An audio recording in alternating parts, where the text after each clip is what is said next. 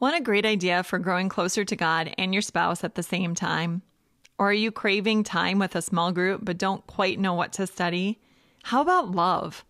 What is Love is a book exploring 4 sermons Pastor Mike wrote about love, and I think you'll learn quite a bit. I know I did. The book also includes short Bible studies I wrote based on 1 Corinthians 13. What is Love is available this month at timeofgrace.org. Hello and welcome to Little Things with Amber Lee Swenson. Today we're finishing our series on April showers with an episode titled Raining Fire from Heaven. This is the less known account of Elijah and fire coming from heaven. Hey guys, it's Amber, wife, mother, warrior, type A child of God. Here at Little Things, we examine everyday issues from a biblical perspective with one simple goal: to know and love God more. Thanks for joining me.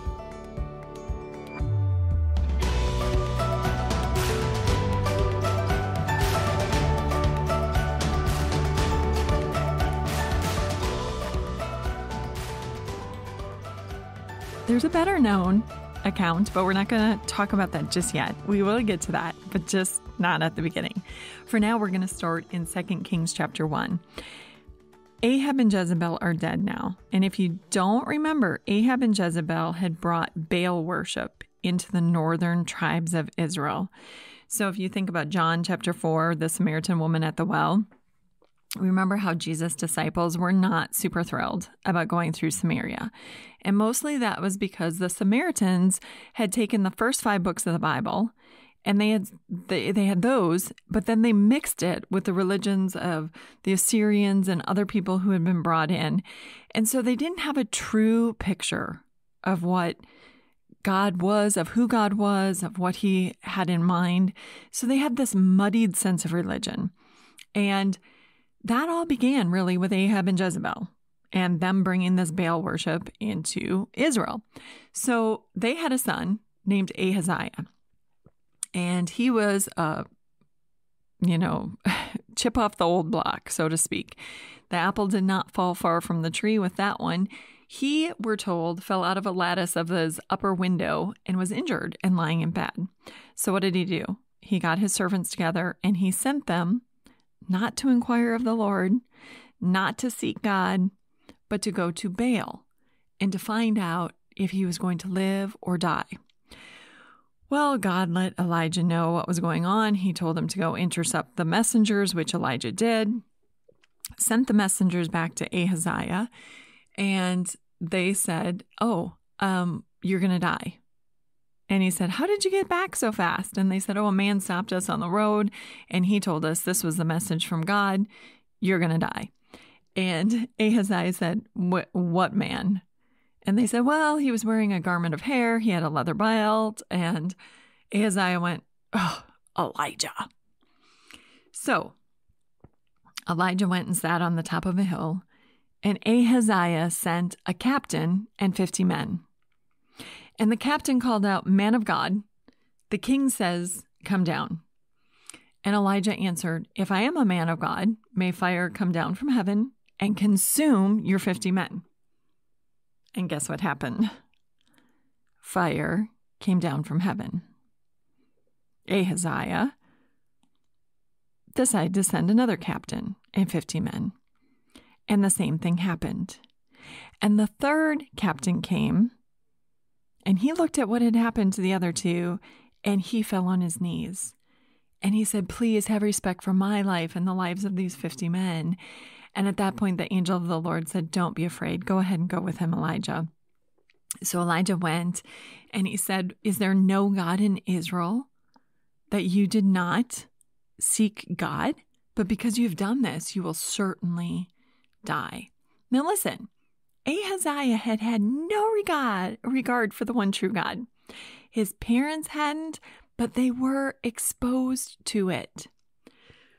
So you may be asking right now, why would a man of God call fire from the sky to destroy 100 men? Well, let's look back at when Elijah had previously called fire from heaven. Now, at that time, Ahab wanted to kill Elijah. Ahab blamed Elijah for the 3-year drought, because in 1 Kings 17, Elijah had told Ahab that it wouldn't rain until Elijah said so. Now here's the kicker. Ahab worshipped Baal, remember? Baal supposedly was the god of rain and dew. So if Baal really was a god, you would think all Ahab had to do is call on his God. And there would be rain on the land. There would be dew. There wouldn't be a need for hatred of Elijah or anybody else, because a real God doesn't care what anybody says about him. But that's not the way it went, because Baal is not a real God. So Ahab, instead of recognizing that maybe he was putting his faith in the wrong God, he determined that he needed to hunt Elijah, kill Elijah, and that would be the end of his troubles. So what happened? Well, after 3 years, Elijah presented himself before Ahab, and he said, you know what, today we're going to find out who's the real God. So he challenged Ahab to bring his prophets of Baal and the prophets of Asherah up to Mount Carmel. They both prepared an offering. The prophets of Baal and Asherah danced around. They cut themselves. They called. They screamed. They tried to get their gods to rain down fire from heaven. To no avail. And then Elijah, he cut up his bowl. He put it on the altar he made. He doused it with water, not once, not twice, but 3 times. And then he called out to God, and God rained down fire from heaven and totally burned the sacrifice, the altar, everything up. Now, at that point, how would you think Ahab would react? How would he respond? Would you not fall down and worship God? Would you not repent, turn, and say, clearly, this is the real God. Why was I chasing these other gods for so long? But that's not what Ahab did. Ahab told Jezebel, and Jezebel in turn said, before the day is over, you, Elijah, will be dead. Well, Ahaziah, as I said, was a chip off the old block, and he responded exactly the same way. You would have thought at the very mention of fire from heaven, with the captain and the first 50 men, Ahaziah would have said, the God of Elijah is the one true God. What am I doing trying to consult Baal? What am I doing trying to go against Elijah? But is that what happened? Nope. So what can we take away from this account? First of all, God may ask us to do some really hard things. Elijah confronted first Ahab, and then Elijah was sent to confront Ahaziah. This was not an easy assignment. They were steeped in idolatry, and they really could care less what God said. They didn't want to listen, and both thought the problem really was Elijah, not their idolatry, not the fact that their hearts were stone and they didn't change. But the problem really was just Elijah. If you would just fall in line and worship like the rest of us, then we wouldn't have these problems. God may call us to confront some people we would rather not. I don't know about you, but I love the whole idea of being comfortable. I don't like the idea of going to someone who I like, or someone who I've worked with in the past, or someone who's, supposed to be following God and saying, hey, I'm a little worried. Or have you thought about, or you know what God says?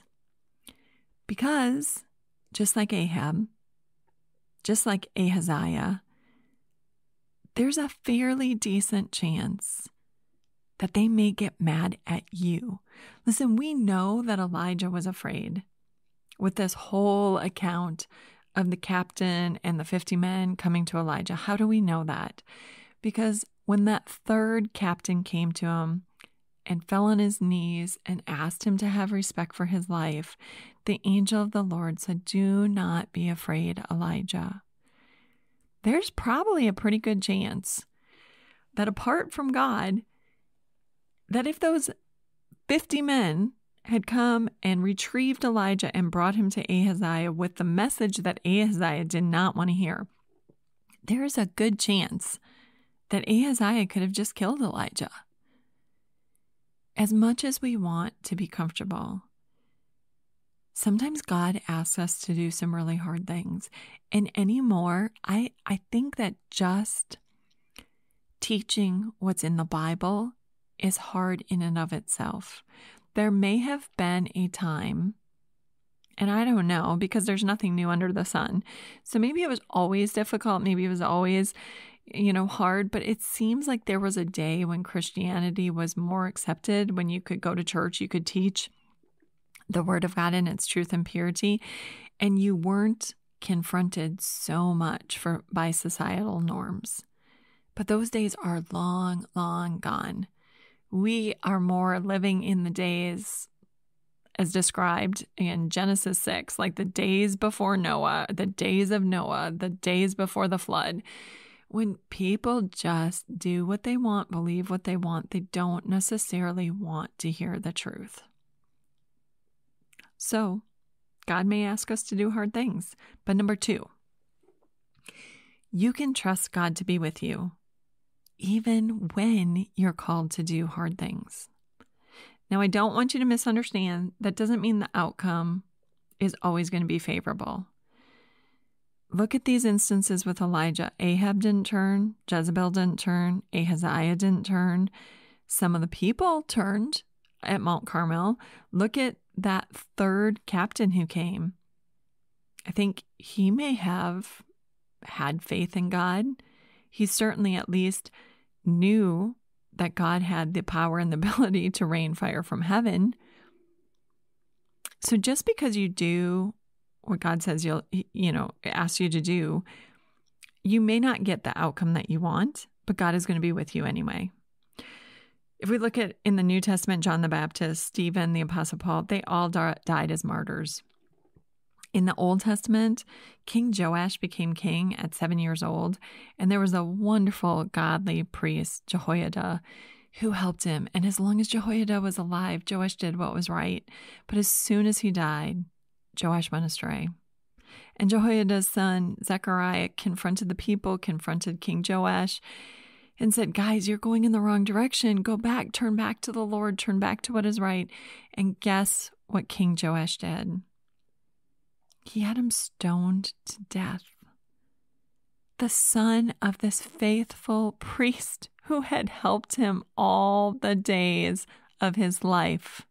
He killed him. But here's the deal. I think when we get to heaven, we're going to wonder why we tried so hard for so long to stay on earth. God is with us, whatever the outcome. He's going to strengthen us to do the job.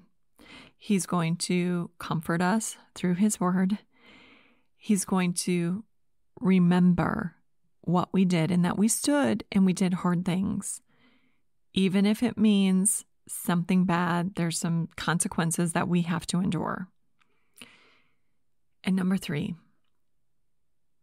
everything in the Bible is there for a reason. There are some really, really hard messages in the Bible. I've been reading the Bible for a long time, and there are some things I would rather not talk about. But every time I come across them, I just ask God the same question. God, what do you want me to take away from this? I pray, I read, I consult other people, I consult the commentaries. And then I go on. A while ago, a friend texted me and asked if I'd have coffee with her, and I met her for coffee. And she said that she had been listening to an audio Bible and she was halfway through Genesis, and she's like, Amber, these people are so messed up. And I just started laughing. I said, oh yeah, just wait till you get to this part and this part and this part. And when you get to the book of Judges, we are definitely going to need to meet for coffee more often. God worked through the weak, the broken, the sinful, the crazy. Some people learned, some people turned to God, and some people lived in their unbelief, like Ahab and Ahaziah. Some trusted God. Some were pretty weak in their faith. Some went ahead of God and suffered the consequences. There were generational sins that you see multi-generations falling into. But all of these things are things that we see in society today because, again, there's nothing new under the sun. And why does God put these things in there? He puts them in there to give us hope, to remind us we're not alone, to remember that, you know what, as bad as it looks, somehow, some way, some good may come out of it. I just finished teaching the account of Joseph to my Bible history class. And every single time that I teach this, it is just such a great reminder that families can be incredibly broken. There was jealousy. There was hatred. There was daddy favoring one child over the other. There was such hatred that they sold Joseph. The brothers sold Joseph just to get him out of their lives. And then Joseph had, risen to this place of prominence. And just when he thinks, things are going pretty well, Potiphar really trusts me, I'm second in charge and this is going great. Potiphar's wife falsely accuses him and he ends up worse off than he was before. How many times don't we see that in our own lives? You're doing the right thing and you suffer for it. Like, you've got to be kidding. God, I'm following you. But that wasn't the end of the story. There were the dreams that Joseph interpreted in prison and putting the hope in the cupbearer, that the cupbearer would be able to pluck him out of the prison. But that was misplaced hope because the cupbearer went to his position and forgot about Joseph for 2 full years. But then, all of a sudden, in one day, there was a reversal of fortune. Everything changed. Joseph interpreted the Pharaoh's dream. He was made second in command. And that was one thing. But there was this deep, deep hurt. There was major trauma in Joseph's life. And you don't hear about it until 7 years later, which, by the way, was 22 years after Joseph had been sold. And all of a sudden, his brothers show up looking for grain. And Joseph sees them and he recognizes them. And can you imagine the trauma that he felt looking at those brothers? And he put them through a series of tests. And he realized in those tests that even when he showed favoritism to Benjamin, the brothers wouldn't leave him behind. He realized that his brothers had, for those 22 years, come to a place of repentance, that they had felt guilt, that they knew what they had done was wrong. And all of a sudden, there was reconciliation. 22 years later, that should give some of you hope. I've been in a situation where a family has been very, very broken. And 5, 8 years goes by and you think nothing's ever going to change. And then all of a sudden, one thing is the impetus that just changes everything and things start falling into place. And all of a sudden, after all the hurt, after all the brokenness, there's restoration. James Merritt said, the primary purpose of reading the Bible is not to know the Bible, but to know God. Elijah, in worldly terms, he was nothing. he wasn't any major person. Ahaziah, he was the most powerful person in the land. And yet Elijah with God was incredibly powerful. And God doesn't leave his servants behind. George Mueller, I don't know if you know him. I've brought him up different times. When I read his autobiography, it just made such an impact on my life. He did incredible, amazing things for God. It's a great read if you ever get the chance. He started out his teen years living pretty wildly, and he wasn't following God. And then he turned, and he has this to say: for the first 4 years after my conversion, I made no progress because I neglected the Bible. But when I regularly read on through the whole, with reference to my own heart and soul, I directly made progress. Then my peace and joy continued more and more. Now I have been doing this for 47 years and have read through the whole Bible about 100 times and always find it fresh when I begin it again. Thus my peace and my joy have increased more and more. There's some pretty difficult things in the Bible, but I just want to encourage you not to shy away from them. Read through the whole Bible, every single part of it.